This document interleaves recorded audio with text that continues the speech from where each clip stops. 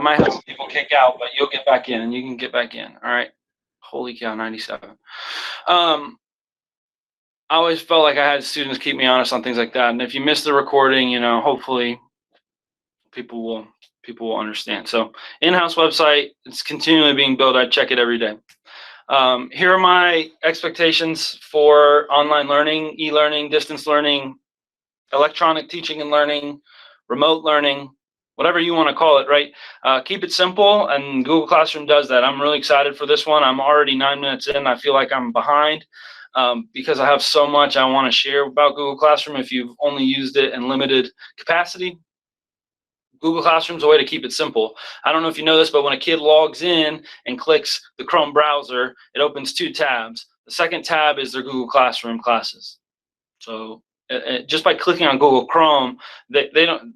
It's there for them, right? It's already there. That's a setting we've enabled on the district end. Okay.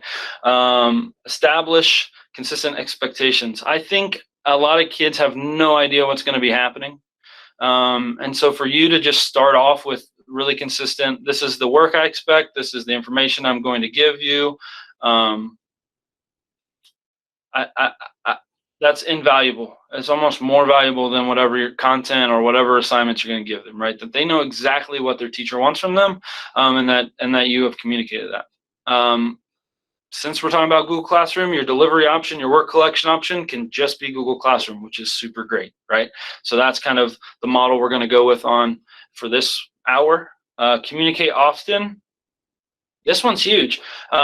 You have a point of contact with every kid every day, or at least you try to, right? And if you're in a smaller classroom, a primary grade, you have multiple points of contact with every kid every day, and now it's gone.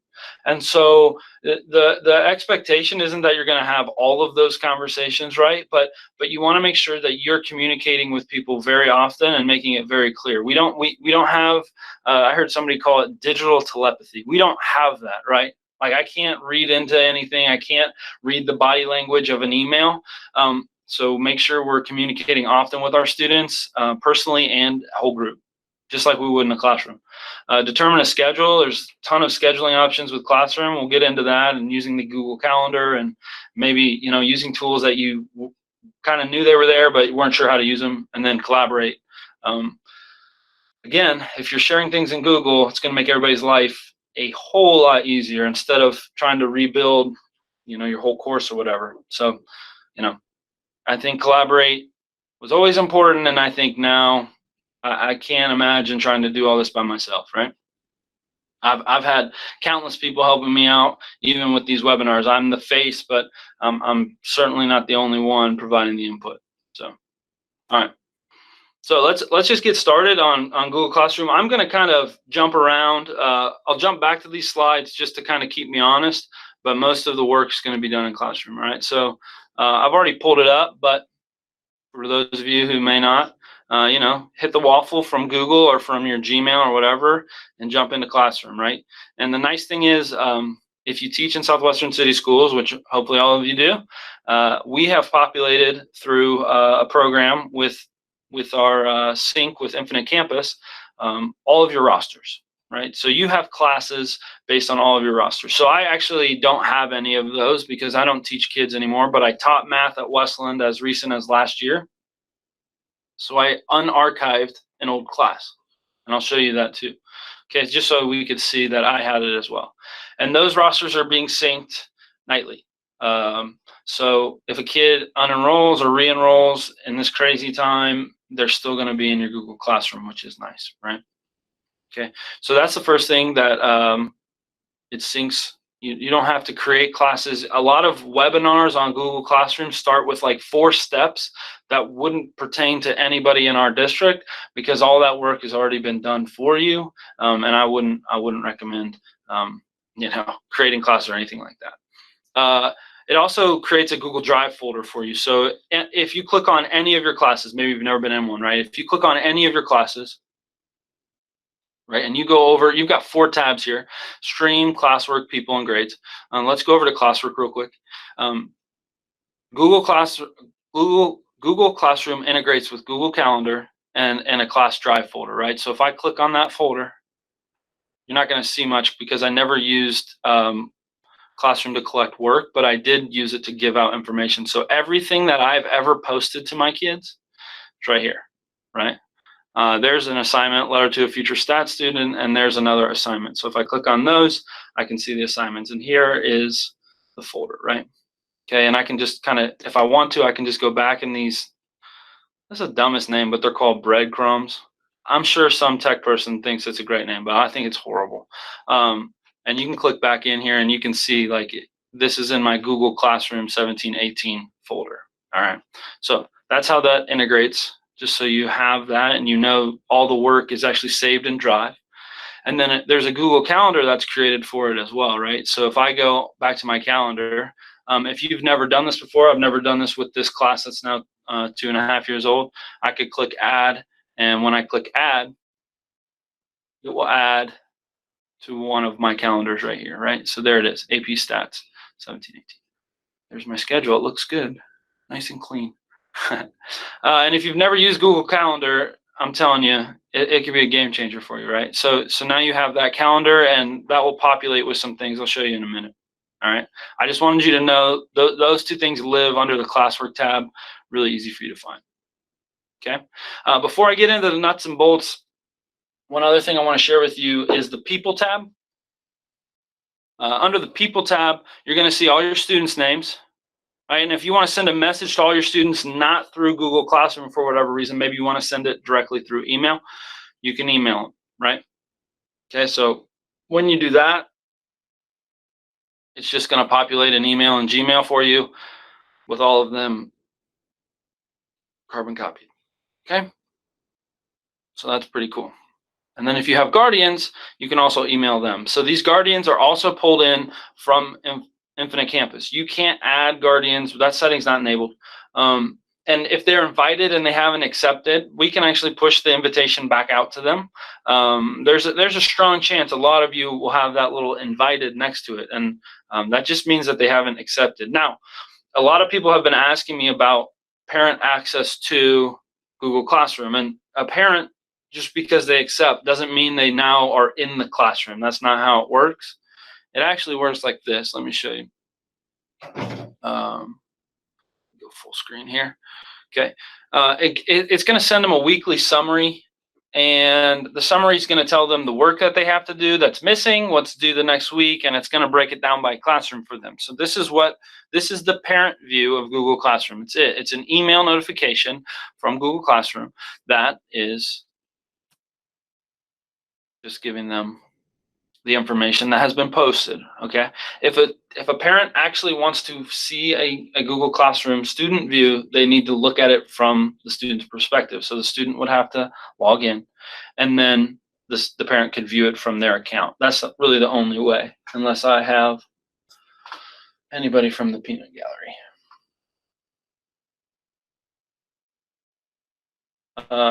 So the parent invitation is sent at the beginning of the year, so the chances are that's long gone. So we may have to resend that notification out, but if they don't know what it is, they might not accept that. So it's a small bump in the road, I think, compared to some other issues that we may have, right? But the parent could always view through the student's account, which if I had a school-age kid, I might rather do that than get this notification. I don't know how helpful it is. Okay. Okay, let's go back, and I'm going to give you again. I'm painting with a broad brush here, right? Because I'm just doing this. There's 112 people on here. There's no way I could go content specific in an hour. There's no way I could really dig into every single thing in an hour. But I'm going to do the best I can. I've got some talking points here. I'm going to try to get to as much as I can. All right.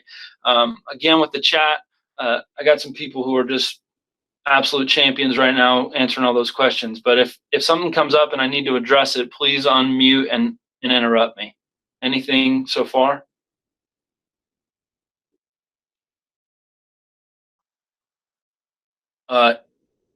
Kristen, your question. You shouldn't have to add your students from IC.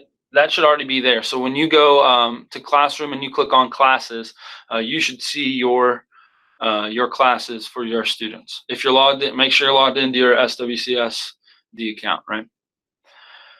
Okay, so here's how I used to use Google Classroom. I used it basically as a blog, right? Like I posted things and posted things and posted things when students would need them, and then they could come and access these files. And so the easiest way, if you're just going to post announcements and things like that, is from the stream.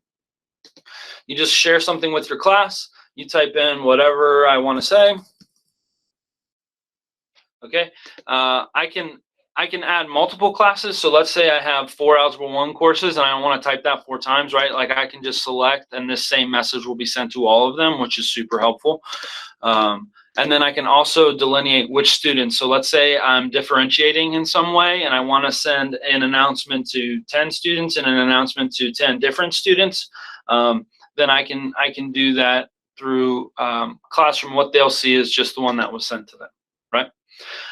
When you hit add here, you get a lot of options. And let me just show you kind of how these pop up. When you're on Google Drive, you can upload anything you really want from your Google Drive. So here's a video we were working on just a little bit ago, or here's my earlier webinar. Hey, look, it posted. I could pick any of this stuff I wanted to, right? And I could attach it. So let's say I wanted to attach watch this video first, right? And the way it comes up is just as a little box right here, and the kids can just click on that link and view it. Okay. Another thing is you could insert a link. So let's say you wanted them to go to some specific website and you didn't want them to have to try to figure out where it was. You can just copy and paste the link in there. A file would be helpful if you're on a computer, but when you're on a Chromebook, most of your files are on Google Drive anyways, so that's not as important. And then a YouTube video, and I think YouTube is a great resource that should be utilized. So if you have a YouTube video, you can just add that to the end here. You can search in YouTube, or you can find it by the URL if you already know the video. All right, so that's if you were just going to push out content to kids and you just wanted them to have it, that's the easiest way to do it, right? And that, watch this video first, then gets uploaded into the folder, the Google Drive folder that we all share. Okay. So that's basically the easiest way to just instantly get information out to your kids. Now, one thing that I wanted to touch on before I went into more of the other tabs is this right here. When you just click post, it's just going to post it right away, right? But if you click this arrow, it's going to give you a schedule. And I think that a lot of us could utilize the scheduling features in Gmail and in Classroom to our advantage. It's going to be really hard to maintain posting things on a routine, regular basis, but for kids, I think that's going to be what's best. Every day at 10:45, my math assignments drop, or some type of consistent schedule is super important. And I think you could just create all these at the beginning of the week, right? You can schedule this for whenever you want. I can pick a date, so let's say tomorrow, or what day would that have been? Thursday. Days run together. It's crazy.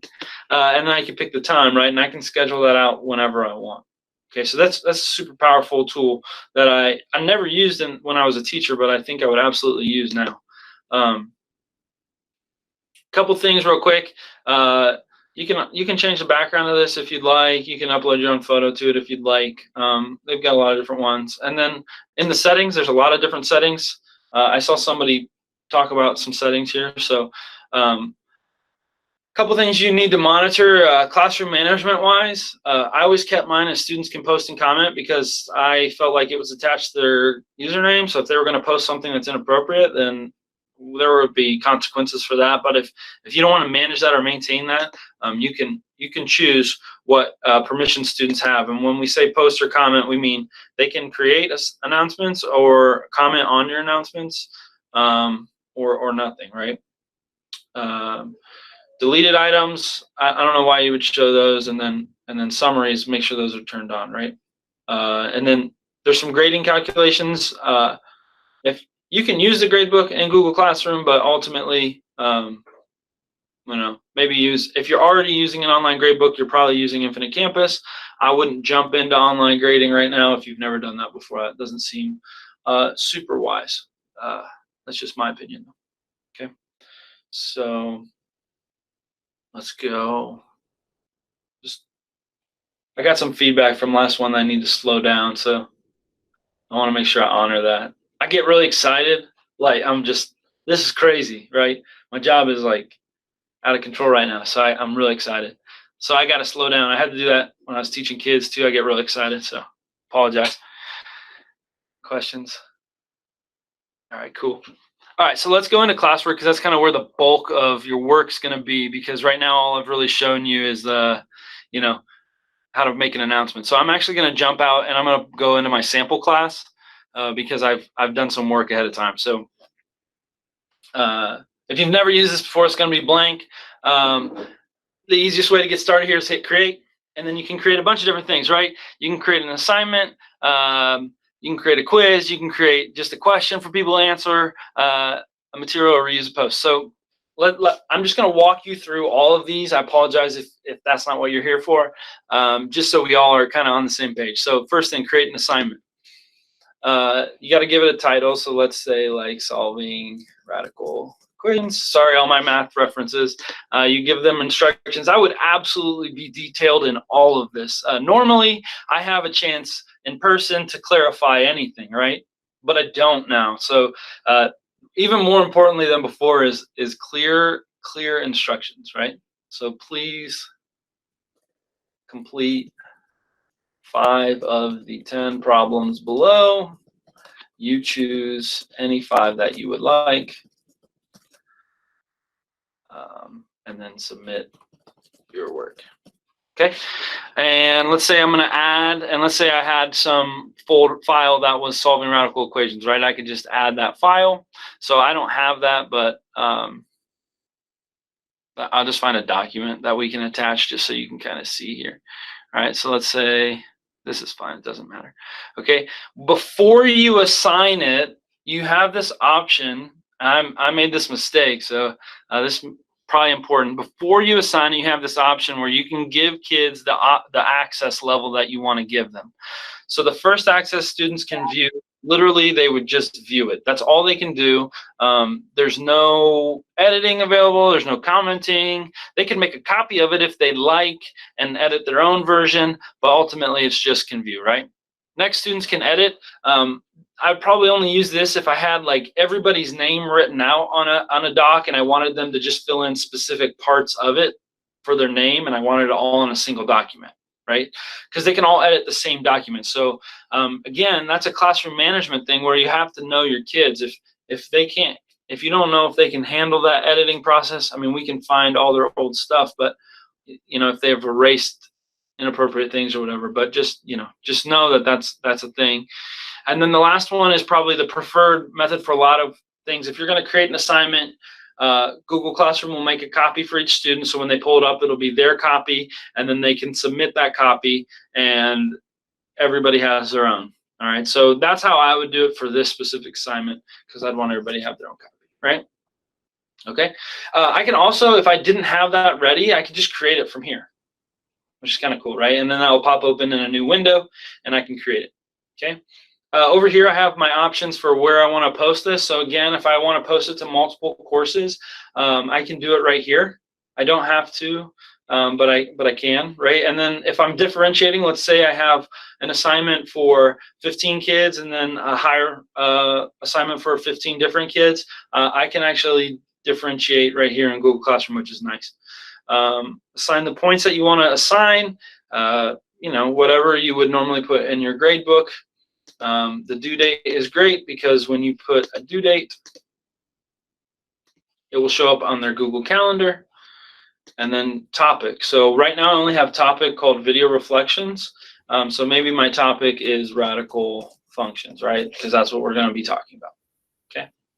The last couple things are new as of this year. So if you kind of dove into Google Classroom and then got back out because you were like, this isn't that great, you might want to dive back into these. You can create a rubric, or you can reuse a rubric. So I've created a couple rubrics in the past. So if I want to reuse it, that's fine.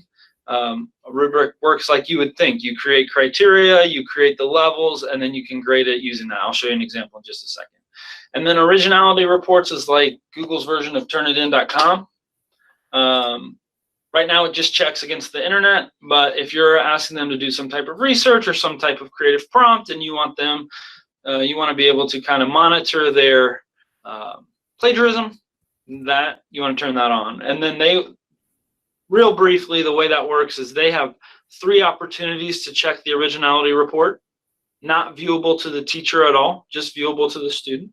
And then when they submit, the originality report is run, and the teacher gets the final one. All right, so it gives the kid an option to kind of, you know, look into what may be considered plagiarism ahead of time. So just another option down there that people maybe didn't know. Again, you can assign here, or if you click on this, you can schedule it, or you can just save it as a draft if you're maybe not done with it, but you've done a lot of work, you know. So if I want to schedule that out, I can schedule that. Okay, I'm going to exit out of that, and I'm going to show you an assignment that I created yesterday and had some people fill in for me. Okay, so when I click on this assignment, you can see that I can see how many people were assigned it and how many people turned it in. Okay, I can see the rubric that I created. So if I click on this, this is my rubric. It's horrible because I didn't really do much, but you can detail this out as much as you'd like, so kids know exactly how you're going to be grading. Okay, I attached a video, and then I attached a reflection, and it made a copy of the reflection for each kid. Okay, so there's a lot of ways. If I click on basically turned in or view assignment, it doesn't really matter. It's going to pop open this view. Okay, and now I can look and I can say, oh, Alex and Tyler both did it. They've marked it as turned in, which is great. Okay, and now I can go in and I can grade them. So let's say I want to click on Alex's and grade it. Okay, when I go in here, this view is way different, but it's really helpful. So a couple things real quick. You can make comments on people's work, right? So if I want to comment on Alex's work, pretty interesting, huh? Okay, so I can add in comments so the kid could see what I was looking at, or you know, I can say like correct or incorrect. This is crazy. I had no idea this was a thing. This comment bank is pretty amazing. So if I click the 3 dots here and I add to comment bank, I can add this comment and read like canned comments, right? But you basically make your own canned comments. So I click add here, and now that comment is in my comment bank. Now, it's not actually super clear on how to use the comment bank. I just learned this like yesterday. So when you create a comment here, if you do a hashtag or a # for those of you old school folks, when you do that, it's going to bring up all your canned comments, and then it smart searches, right? So if I just knew it had "huh" in it, I could use that comment, and then I can edit that too if I want to. Pretty cool. I didn't know that was a thing. So it could be really helpful when you're grading. Another thing, so that was the comment view right there. The grading view, you can assign the grade right here. You can grade them based off the rubric, and then you can also give a private comment to the kid that they would only see, not the whole class would see. Okay. When you're finished grading this person's, you can just go to the next person right in this view. You don't have to click out and go to the other screen. I'm sorry, and do the same thing. Questions on that?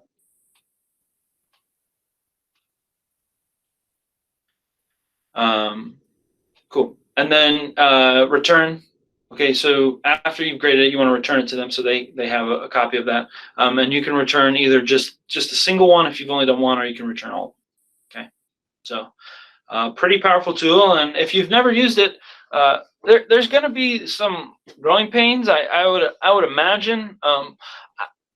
If I was in y'all's position, I would absolutely try to find a pioneer in your building who has used it and could show you amazing examples, or kind of join along with you. Not to employ other people, but you know, I can give you what I can give you. But if you're nervous about it, you know, always having a friend where you can call and be like, am I crazy or am I missing something here? It's really helpful. Okay, I've actually done that a lot this week. So that's kind of our view of an assignment. So let me go back to the classwork tab. Okay, if you have, the next few things are kind of similar. Quiz assignment, it's just going to be a Google form.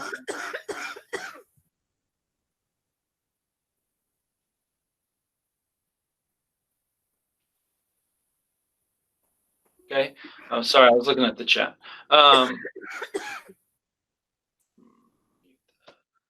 Perfect.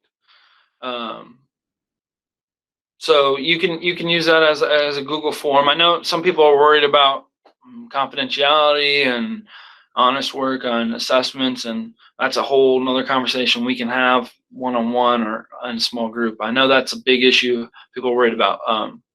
I don't know if I can tackle it right now, but there's some things that we've been thinking about.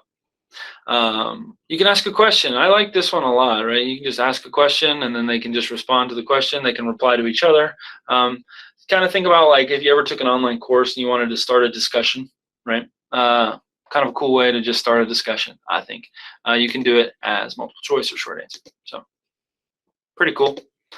And then a material. So I've seen a lot of people use Google Classroom like this, where they'll say like course, reference, material, right? And they'll add a topic. And what a topic does is basically organizing your work. So I've got course reference material at the top of my page. If it didn't populate at the top of my page, I can just take a topic and drag it. Of course, it didn't work there. Okay, there we go, right? And so if I want this topic at the top for people to see, I can do that. Now, the reason why it's not all the way at the top is these three things are not in any topic. Okay, so I need to drag those in. So Hamlet reflection, super relevant to math, right? No, I just make random stuff. So, and then this is just a draft, so I'm actually going to just delete that.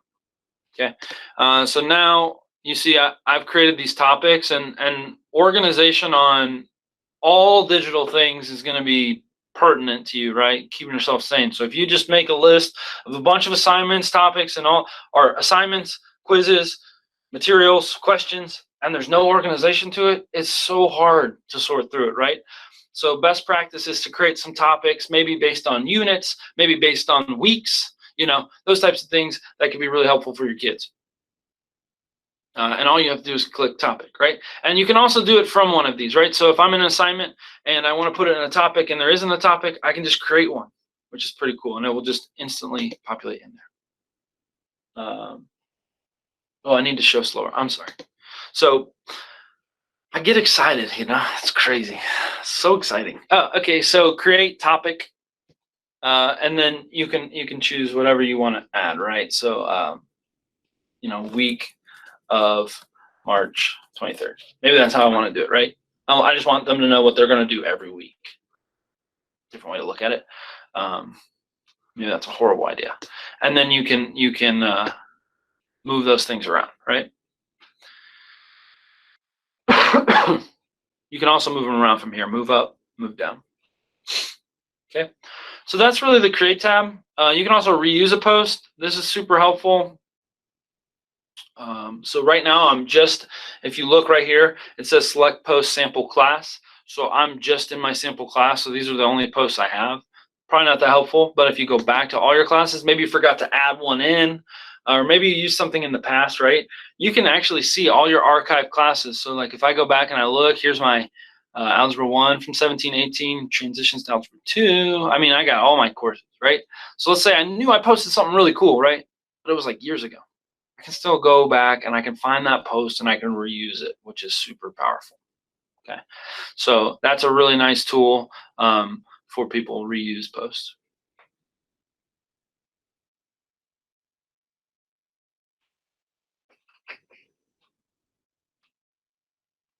Cool.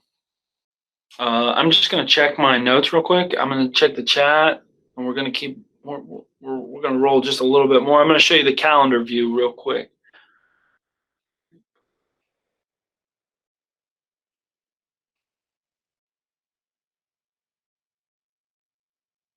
One thing that I haven't touched on, and I won't go into super detail, is there are a ton of resources out there that will link to your Google Classroom.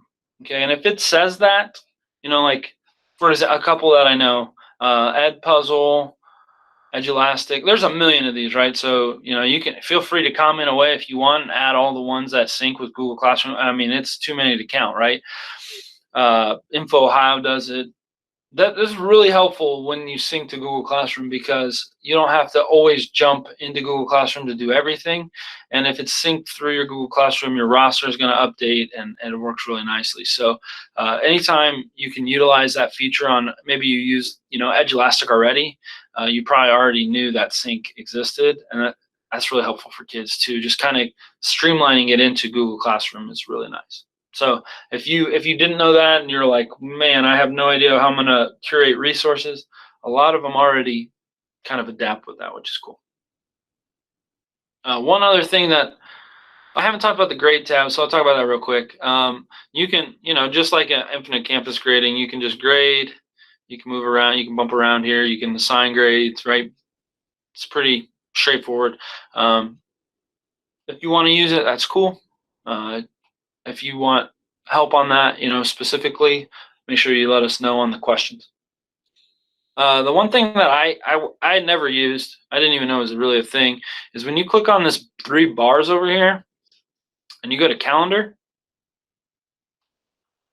this calendar view is crazy cool, right? So it's not Google, it's not your full Google Calendar, which is great, because that's sometimes there's like 90 things on there, right? But for me, the only assignment I have that's due is right here. Okay, that's the only one that I've set a due date for. But if I had assignments due, I would be able to see all of what's going on in my Google Classroom from this calendar view. And even better is for kids, they can see everything that's going to be due coming up from this view. This is a super powerful view, and you can delineate it by whatever class you want. You can also view it in your full Google Calendar, right? I kind of showed you that earlier. So this week I don't have anything due. Next week, if I look at sample class all the way down here, there's that assignment, right?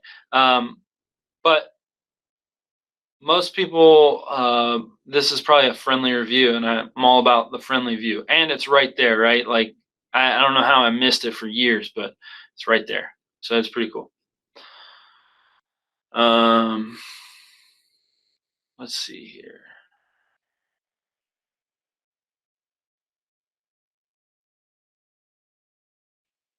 Anything else?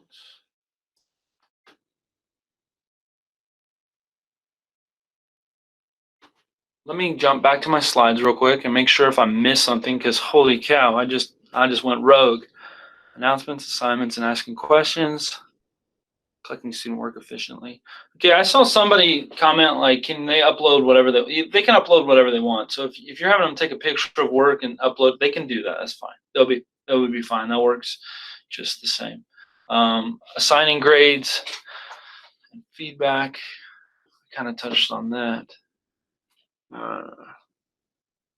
Sync options. Helpful tips and strategies. Man, I wish I would have wrote something down for that, because I have no idea what I meant.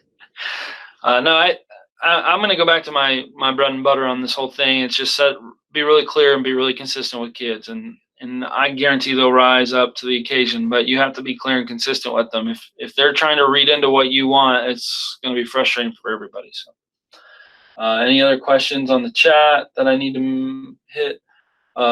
Since I got 111 people, this is my feedback. I just really want to help, right? So I'm just kind of going off of what I know right now. So Angela posted the attendance link. I posted the feedback, and if I can help you in more ways, if that wasn't helpful, or if you're wondering more about Google Classroom than what I gave you, please let me know. I'm trying to keep people honest. I'm not trying to keep you on the hook for hours and hours and hours, but I would love to help out if I can. And just a reminder, these will get uploaded to YouTube, but takes a little bit to process the videos, and then I'm going to clip off the ends and do that. So I'll have them up by tomorrow morning, guaranteed. So. Hey, Jason, do you mind if I ask a quick question to you and or the group in general? Sure. It's more for probably K-4 EL teachers and probably special ed teachers across grade levels. But what would the recommendation be for teachers that do work with, like, 12 to 20 classroom teachers? Should they be added to a separate classroom for each teacher, or should they just create their own classroom, you know, for their main groups, if that makes sense? Yeah, I wouldn't advise creating new classrooms at this point. You can add co-teachers. Okay, so under people right here, I can add co-teachers. It's the easiest way to kind of, if they want to be in the same loop. I understand some people have caseloads and, you know, it's unique to their 5 kids or their 14 kids or whatever, and certainly a different circumstance. But if you've never created a Google Classroom and now you're trying to do that, I worry it's just not going to be that effective without unbelievable communication. Would the EL teacher or the special ed teachers be able to send assignments to groups from different classrooms? They could send it to individuals from each class. I mean, I know that seems like a lot of work, but for the sake of the kid, it might be better if they send it through 3 or 4 different classrooms instead of from a new account. Okay. For the kid to have to then have another Google Classroom to look into. So, but they would technically need to create an assignment for each different teacher then. They can just reuse the assignment. Yeah. Okay. Okay. Reuse it. Okay. Because it'll be in their account. Okay. I appreciate that. Thank you, Jason. Jason, I also have a question. Yeah. What's up? The other day when I was doing this, when we did have students and I tried to schedule something for more than one class, it says you can only schedule for one class at a time. Is that correct? That's a great question. That's correct, Jason. Oh, go ahead, Josh. That is correct. You can only schedule for one class at a time. That's far out. So if you want to take an assignment and schedule it to multiple classes, you have to reuse that assignment for each of your classes and then schedule it for each of your classes. Okay, so then I would just use the reuse button. Correct. You would use the reuse for whatever class you originally started with. Okay, thank you. Thanks, Josh. Not a problem. I would say, Go ahead, Jen. I was going to say, I would say too on that one, if you want it to post right away, then you can have it post immediately to multiple classrooms. You just can't schedule it to post later, if that makes sense. Yeah. That's good. Just in case you don't know who, there's some random people jumping on answering questions. They're mostly BTCs. And if you have a BTC that you know, even if they're not in your building or if they are, super good resource right now. And I'm leaning on them. I've kind of reached out to them and I appreciate their help. I can't thank them enough. I'm going to owe them a lot after this. So anything else?